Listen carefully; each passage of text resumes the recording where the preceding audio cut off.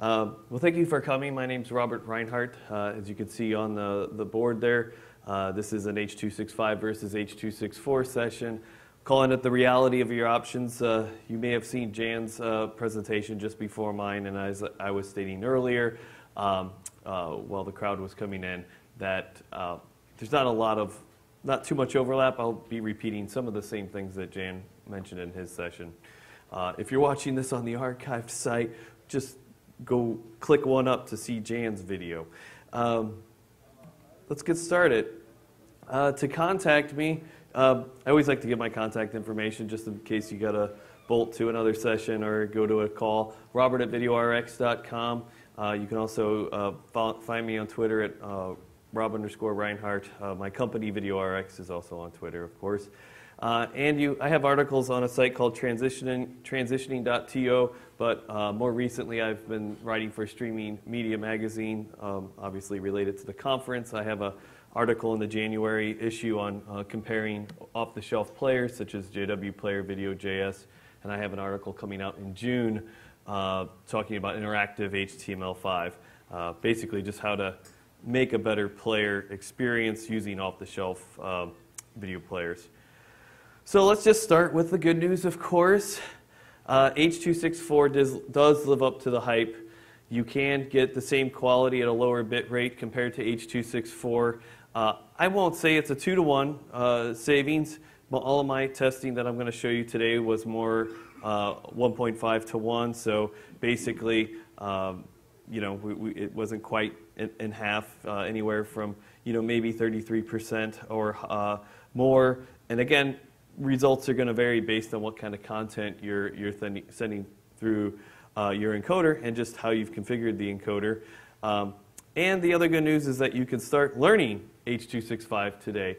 There's no reason why any of you, if you want to start experimenting with compression, can't start today. And if you have a little help from a geek friend who knows how to compile, it's really easy to compile software on a Mac, actually even easier, much easier than it is to on a PC, and I compile software on both platforms, or Linux for that matter. You don't have to pay a cent, and you can start at least testing very basic parameters today. And of course, I'm just going to move to the bad news very quickly. I didn't just lose my mic, did I? Or did you just take it down? Okay, I just thought I'd check. I thought I saw a difference. Much longer encoding times.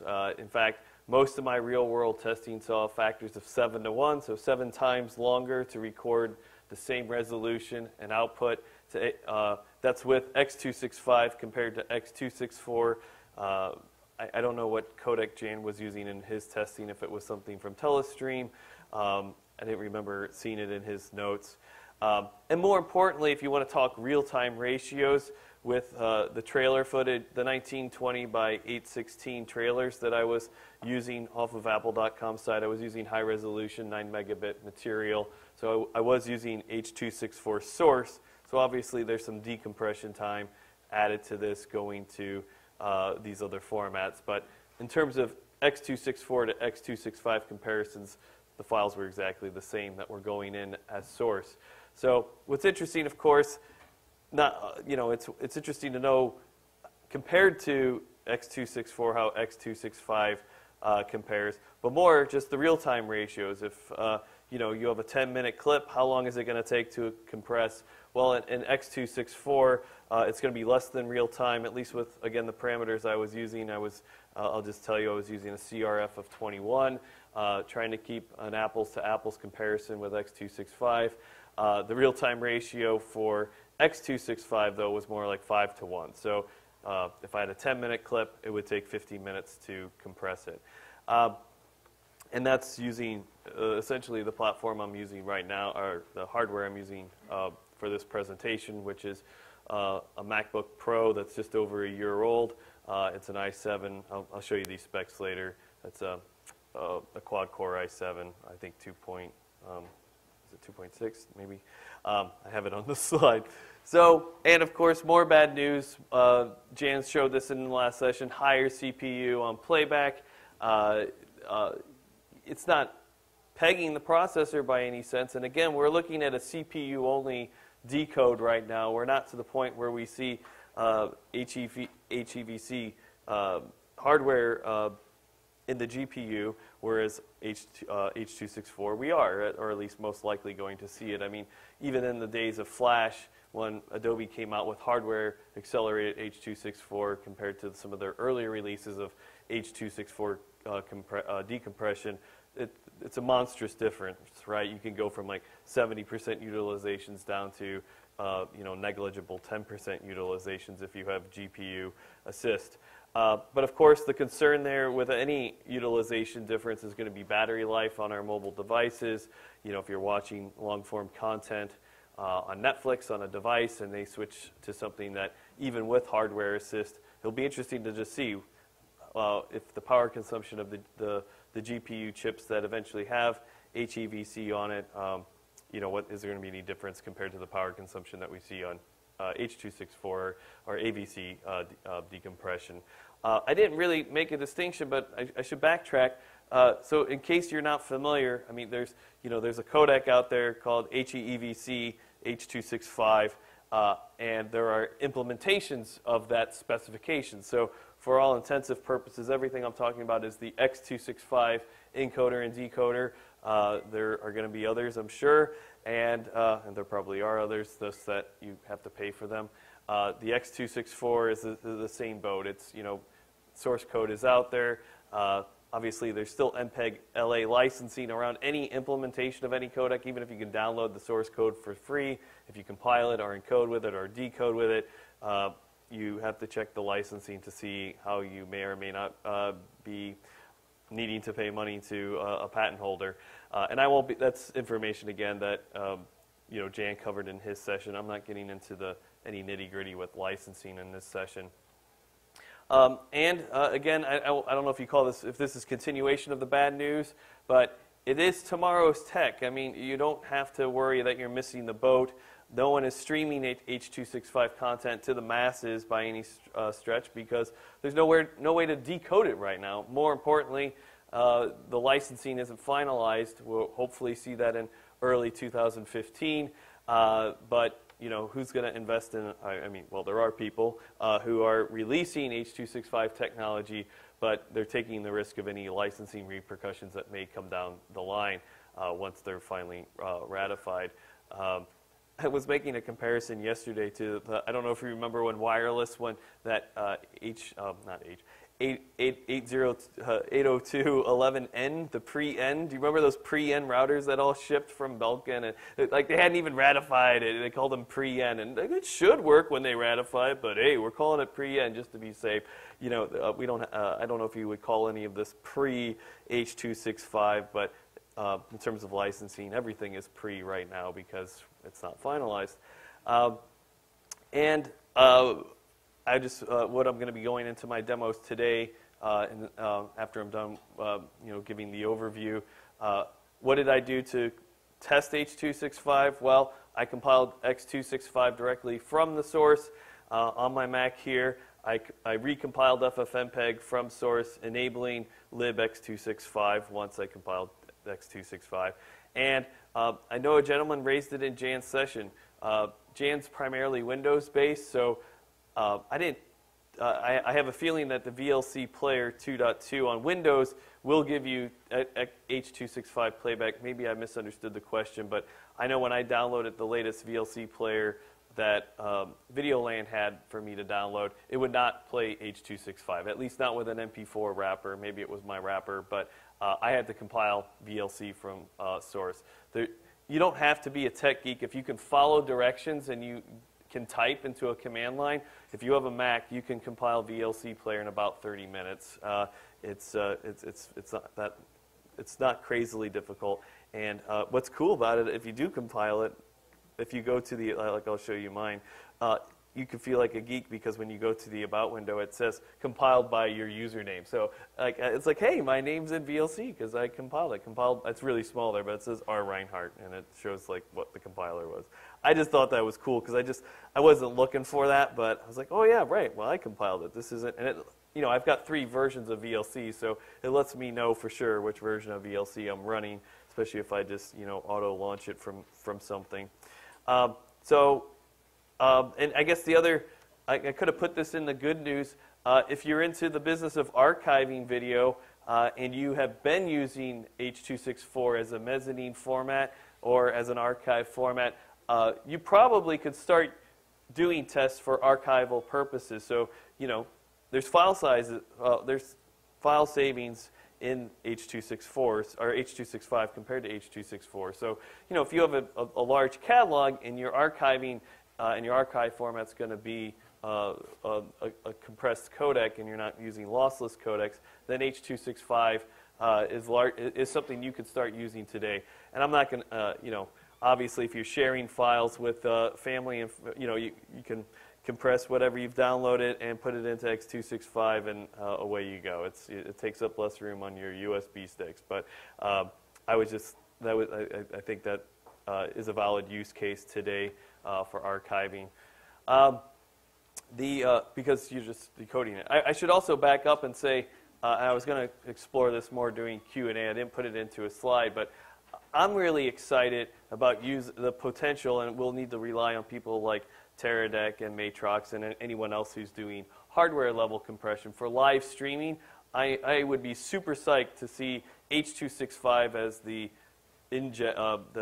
publishing format going to a server like Wowza that then transcodes H.265 to H.264. Obviously, that's going to take horsepower, but for reducing transmission over compromised networks, there could be a lot of savings there too, right? So anyone I've talked to in live streaming here seems to do live streaming on location where outbound bandwidth can be very unpredictable. Talking to a gentleman who runs an equestrian live event streaming company, and he never knows what the bandwidth's going to be like until he's on site ahead of time to see just what quality he's going to be able to push out. So just like I've mentioned archive mezzanine format, it'll be interesting to see how quickly we'll see it in hardware encoders for live streaming. Again, not to go just to go to your endpoint, right, or wherever you're publishing into, so that you're just able to get higher quality over lower bit rate, and then from the server do some transcoding to go out to another format.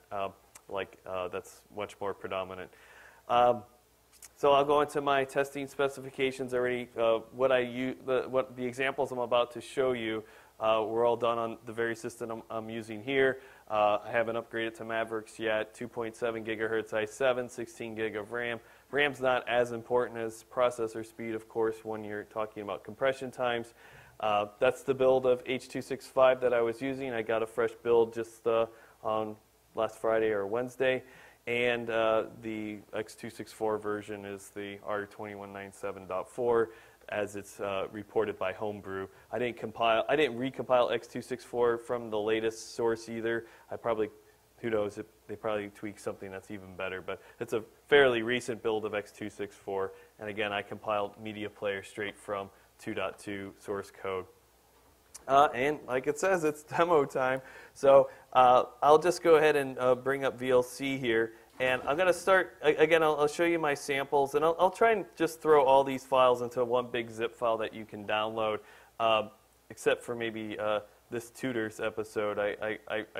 I ripped an SD version of an episode of the Tutors, the Showtime show, just to get a longer form SD trial done. And I won't throw that out there. And I won't include that source because it's probably the only copyrighted material that I'm really worried about. Studios really don't usually crack down on people distributing trailers because it only helps promote the movie. I'll go ahead and jump out of this and start and I'll share all my FFmpeg command lines with you. I wrote some shell scripts that have all the settings in there so you can look at them, run them on your own, do some time trials on your own too. So I'm going to jump over to VLC here and just show, again, this was the very first I should just show the command that I used for these. So I'm going to just go ahead and open up, actually you can see it in small form over here. But the only real quality flag I'm setting for these is the CRF, the constant rate factor, setting it to 21 equally. And this is something that I haven't done enough testing with H.265 to know. They use the same scale, 0 to 51, 0 being like lossless, basically like, no compression going on, or at least no loss, as least compressy as you can get, and 51 being the most compression and the worst quality. So I use the CRF of 21 consistently. With these, with the ones where I did CRF, I have ones where I constrict the bit rate. And you can see here's the H.265. The only thing I had to change here was changing the library to, and I'm just going to blow this up so you can actually, let me load up Text Wrangler. So I can just blow that up. So, and turn on word wrap here real quick. Where's my soft wrap text? You'll see here that all I did was change the library to H.265. I'm copying the audio track just as is. This isn't an audio session. It's still AAC. I had to set the pixel format. I am using 8-bit color depth, so and using YUV420 as the pixel format, and I'm setting the CRF here. There's a new flag, I guess. If you're familiar with, how many people are familiar with FFmpeg? Most of you. It's just there's a new param. Hyphen H.265 hyphen params, and then you can start putting your parameters that get passed into the H.265 encoder, and I'm just using the CRF21. So really simple test, and I'll just show you before I go any further with the playback that there is file savings here. Where's my, oh, there it is. So there's the H.264. That one was 81.3 megabytes, so I got 81.3, and remember the source was huge. I mean, Apple, they just love to have these huge 1080p transcodes at 10. They're super nice, obviously. It was 187 megabytes, so even just quite a bit of reduction from their source. So 187 megabytes for a 2.5-minute clip to H.264. We took that down to 81.3 megabytes, and the H.265 got all the way down to 54 megabytes. So I'm not saying we can't play with more bells and whistles eventually, but I wanted to keep the testing as simple and straightforward as possible. I didn't get into any kind of B-frame optimizations or change B-frame counts. It is high profile on the H.264. That's the default. I mean, if you just change the CRF, the default's going to be high profile coming out of FFmpeg. And it's the main profile 8-bit for H.265. So let's go ahead and look at those. I could probably even go a little bit lower, like CRF 20, maybe 19, and still have some file savings over a CRF of 21 on H.264. But of course, the bad news is it took really long for that to compress. Again, I have my stats here just in Notepad. Let me, what am I getting that to bring up this? So, it took basically on this machine to encode that trailer. It took 132 seconds to do it in H.264. It took 922 seconds to do it in H.265. So quite a big jump. Again, that's where that 7-to-1 time ratio comes in, and the file size again is about 1 to 1.5 or 1.5 to 1, depending on which codec you're putting on the side. It's just a smaller file size, much longer compression times in H.265. When you intentionally throttle your codec, right? So I'm like, okay, well, that's all great. I mean, that's good to get a baseline for file sizes and stuff like that. But what if we just really ratchet that bit rate down? So I took it down to 500 kilobits on both for 720p. So I did a 720p encode, constrained the bit rate to 500 kilobits per second for the video. And let's go ahead. I think I have those up here too. So we'll look at H.264 first. The tutors episode that I grabbed was from just a DVD. It's not like Blu-ray quality. So I just wanted something that was going to be long form. And that tutors clip, it's not just a clip. It's the whole show. It was came out to well, at least whatever I grabbed as a chapter off the VO as a VOB was 30 minutes and 39 seconds at 29.97. So I also de-interlaced it because it was interlaced for DVD playback. So that probably added a little bit of time to it. But it took 876 seconds to encode that in H.264. It took 5,661 seconds to encode it in H.265. Long time. And again, I wasn't running any other processes when I did this. I had everything pretty much shut down. I want to just, since I'm talking about CPU, I'm just going to, I'll just leave there's nothing that's really occupying a lot of CPU in the background right now. So I'll just show you that one. If I'm playing these higher quality clips, I'll just start with the H.265 X-Men trailer again. You'll always note it. I mean, I don't know if it's because it's filling the buffer or whatnot, but we'll always see a spike at the very beginning. Like right now, this is a 4-core processor. So, I mean, 4-core quad-core i7. So you might have noticed it jumped to like 110. It's going to stabilize between 60 and 70% of the CPU, but that's of 400%, so you got to do the math. If you didn't know that about your Mac, you got to know how many hardware cores you're running, because that's why I can go over 100%. If it showed 400%, then I'm utilizing all 4 cores at 100%. So if you do the math, this is roughly about 70%. 70 divided by 400 is going to give me around, 77, I think, will give me somewhere around 20% of my CPU, and that's where I got those numbers earlier. If I start playing the H.264 compressed by H.264, we're going to see much lower utilization. But again, this is not as much a apples for apples comparison. Notice it spiked at 22 as soon as I started it, but now it's below 10% of 400, so 10 out of 400. So we're looking at very low CPU utilization compared. But again, this is because I'm getting GPU assist from the video card on this machine, and we'll likely see similar numbers when we start to see that kind of HEVC integration on a hardware level. Let me see if I've got anything else here that I wanted to demonstrate. Oh, the tutors episode itself, I was just going to show, again, this was more just to have a comparison of the long-form SD content just as a metric. I'll load it up just to show you that I'm going to restart playback. And I'm pretty sure this is, I scanned through this. This doesn't have any raunchy sex scenes or anything. It's just whatever, fighting and dialogue. But, this is SD content. If I blow this, I mean, that's native size there. So if I start to blow this up, it's gonna have a soft look anyway, just because it's SD. But that's H.264. And again, if I load up the 265 content, we're not gonna see much of a if any difference in that. Here, I'll try and back it up so it's the exact same spot.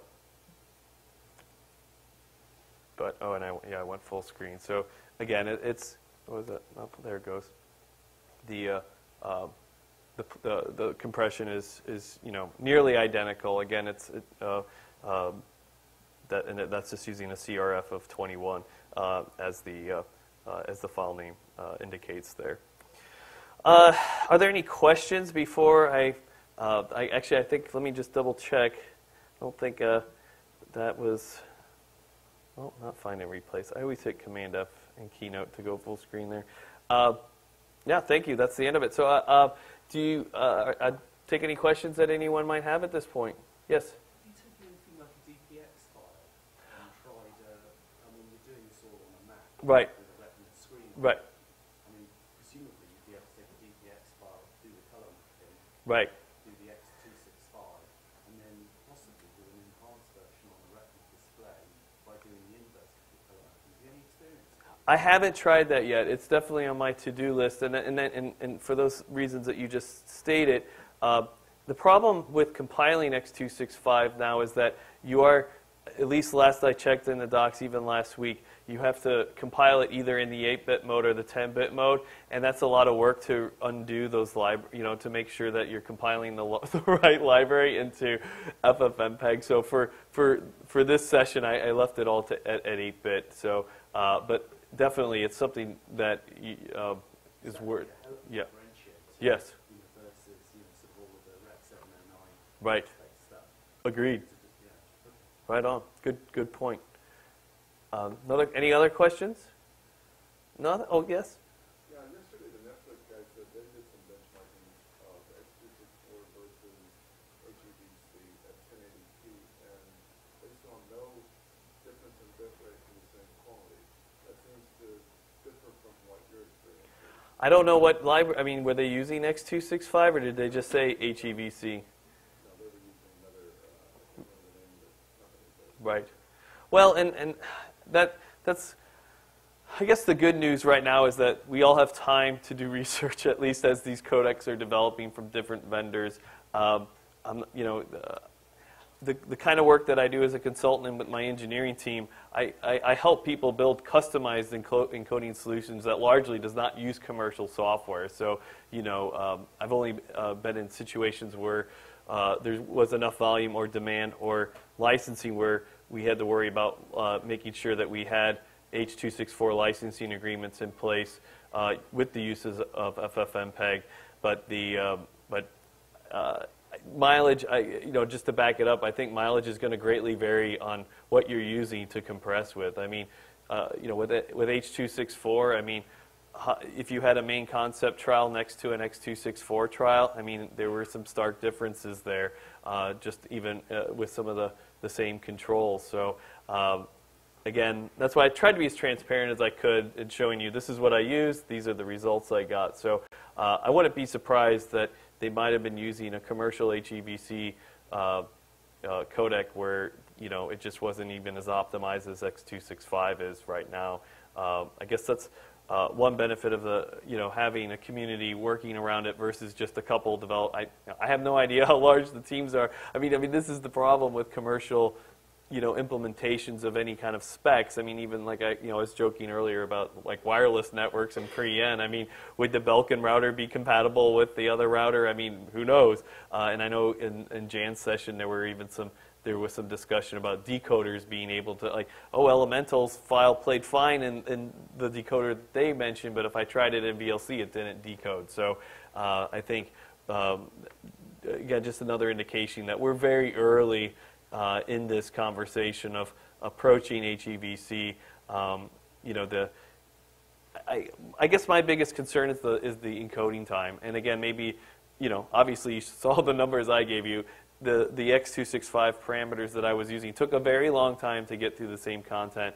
So, you know, arguably, if I took that same amount of time in X.264, you know, using more enhanced motion search and, you know, could I see better file size? You know, could I see the same quality or file size differentials? I don't know. I didn't admittedly, just in the time I had to prep for the session, I didn't try and go that low level because, again, I was trying to keep it as simple on the command line, but at the same time not sacrificing integrity of the testing.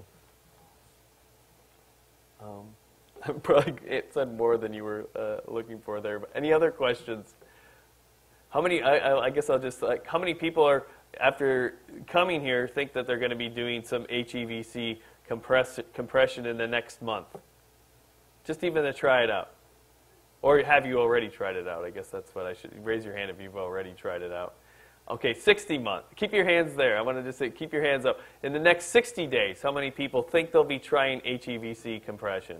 90 days? 120 days? 6 months. All of you will hopefully, like, maybe have done some testing within 1 year. For a year from now, when we come back to Stream Media East, will all of you have at least tried to encode once with HEVC? Okay, I see most people nodding their head. That's good. That's probably different than last year, but you know, I think it's getting traction. And you know, I don't want to say, you know, I think a lot of times the codec conversation gets mixed up with the transport discussion, like MPEG- versus HLS. I mean, you know, the transport mechanisms are probably in a better position. Like MPEG-, you know, will likely, they're not the same. You know, that's an apples to oranges comparison because, you know, obviously we need vendors to implement Dash in terms of playback. And once the playback options are there, and that's a much easier software update than it is for hardware to get out there for H.265. That's probably going to be the biggest problem, and it'll be interesting. I mean, let's just paint a picture of Apple embracing H.265 eventually. Let's say the next iPhone comes out with GPU acceleration for H.265. Probably not going to be the case, but maybe it's 2 iPhones away. Maybe it's 3 iPhones away. Maybe it's no iPhones away. Who knows?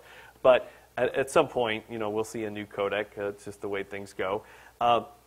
What does that mean in terms of our manifests? I mean, HLS already has a progressive, I'll call it progressive enhancement. That's an old web term, but we can say, hey, can this device handle this codec? No, well then try this codec. If you can have several codecs in one manifest as long as your ingest can recognize it. So I think in terms of our protocols that serve this content, H.265 content will by necessity live beside H.264 content for its foreseeable introduction.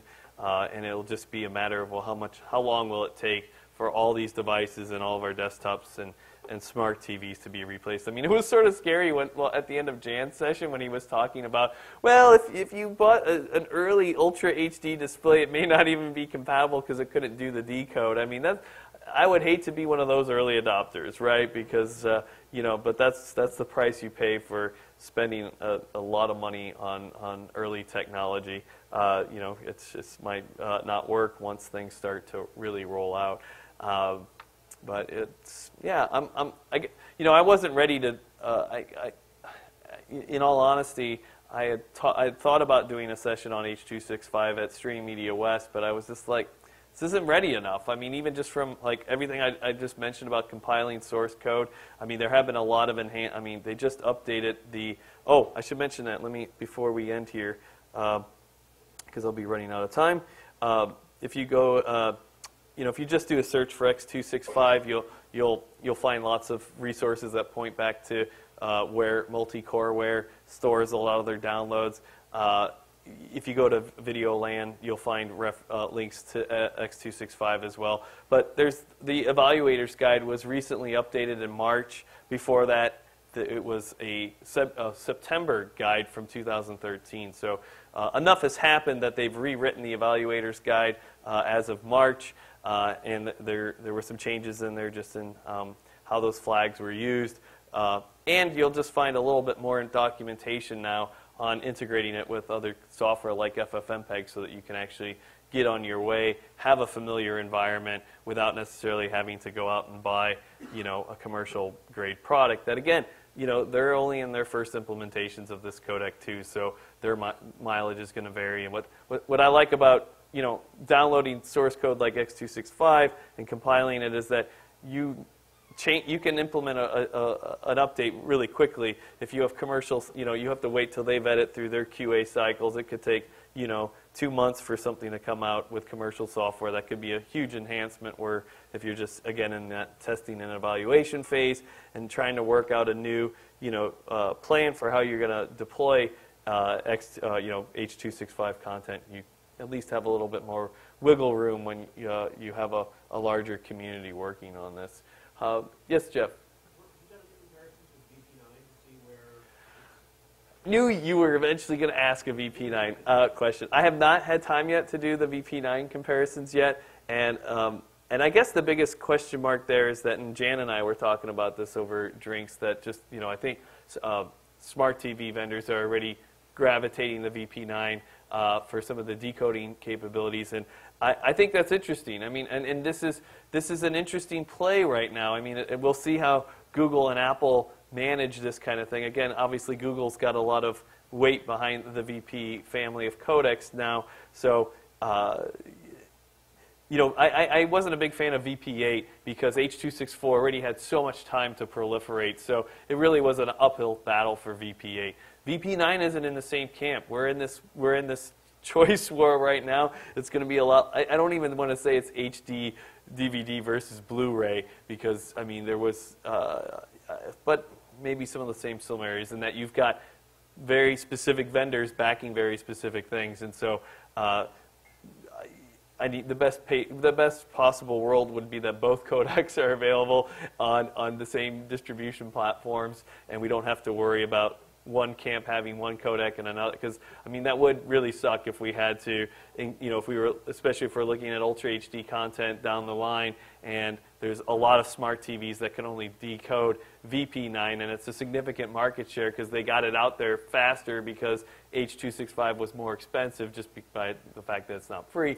That the I should say free, license free, or at least at the point at this moment, it is right. There at least. I mean, I'm sure there'll be lawsuits galore because that's just what happens when anyone tries to undercut a whole market like that. But yeah, it'll be interesting to say. So, I mean, it's entirely. But, I mean, from a quality perspective, I'll just say that when I was doing VP8 to H.264, I was really impressed with the quality for the equivalent bit rates with I never had an issue with VP8 in terms of quality. It was always just a deployment thing. It's like, well, where am I really going to add an extra encode to my mix just so that I can play natively on Firefox when Flash can serve as still a good, on desktop at least? VP9 is not going to be in that scenario that like VP8 was. So, if it always boils down to what the client wants to get, where the client wants to get their content, or I should say where the content producer or licensee wants to get their content. Is it a significant portion of the market that they're willing to spend more money to get that extra set of eyeballs? And will the ROI come back because they've reached that market? So. Yeah. Yeah, that's right. So, but probably for West, if I continue this, I'll turn it into a legacy versus new codec, and also throw in VP9 just for kicks. Maybe we'll have some displays here too. I don't know. That'd be cool. But any other questions? Yeah. Oh. Do you think the fact that you have two standards will delay both of them? Oh, I don't know if it would delay both of them, but I think, again, it's just going to, you're putting, it's not going to be a consumer choice at this point, right? I mean, it could be, right? But I doubt that, I come from a large family in the Midwest, and, I have half of them are geeks, half of them are Luddites. And so, are they going to, they might call me to ask, like, should I buy this smart TV? And they're not going to know what VP9 is versus H.265, even if it had stickers, how they do that. They put all the stickers on all the displays at Best Buy and stuff. I mean, at the end of the day, this isn't, I remember when Bill Gates was talking about Silverlight versus Flash even. Like, your end user at the end of the day doesn't care how it's working, right? They just want it to work. So the onus is going to be on content providers to make sure that they reach the device that has that playback capability, and so and to not marginalize them. I have a feeling that any of the new smart TVs are going to have. I'd be hard pressed if it didn't support legacy content, just because there's like Blu-ray discs out there and everything else. So I mean, not that they're doing decoding for Blu-ray, but my point is that if the smart TV ships supporting any of the newer codecs, it's at least going to support H.264 and for the foreseeable future. And so, that's probably my biggest fear, is that content producers are just going to be like, wow, these are great gains, but you know what, I'm just going to go with tried and true H.264 because, that from a cost perspective, it's just going to be cheaper. And, again, they might, if they can add another format, if they're working with a protocol that allows both to be offered and the device can choose down from it. But I don't know if content vendors are willing to chew on three, like doing a VP9, an H.265, and an H.264. That would be a lot of demand on a huge catalog of content, so, or live streaming content for that matter too. So I don't know. I would like to say that VP9 has a chance, but I think that I don't want to say Apple's going to be the great decider, but they're probably, once they weigh in on this, as soon as they come out with a device that supports something beyond H.264, that's sort of going to, at least for content providers such as yourselves that are in the business of getting this content out there, that's probably going to seal the deal right then and there. So whatever Apple picks. There would have to be an overwhelming, compelling argument with some other hardware that has just made such great strides. Like, if Roku supported VP9 and didn't support H.265, then that could be a big decider. But because Rokus are becoming really popular. All right. Well, thank you for your time, and enjoy what's left of the conference.